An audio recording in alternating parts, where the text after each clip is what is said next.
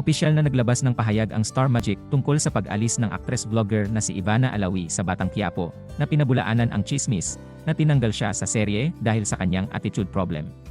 Nais ipaalam ng Star Magic na walang katotohanan ang mga bali-balitang lumalabas tungkol sa dahilan ng pag-alis ni Ivana Alawi sa FPJs Batang Quiapo. Pagsisimula ng pahayag, magmula nang naging parte si Ivana ng serye, mainit ang naging pagtanggap ng publiko sa karakter ni Ivana na si Bubbles, at ang tambalan nila ni Coco Martin. Kaya naman, naging daan ito para humaba ang kanyang pananatili sa serye ng higit sa napagkasunduang 3 buwan. Dagdag pa nito, nagpaabot din ng pasasalamat ang Star Magic kay Ivana gayon din sa iba pang cast ng Batang Quiapo.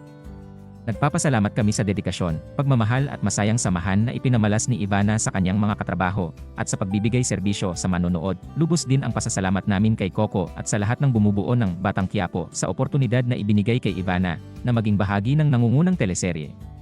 Pagtatapos ng pahayag,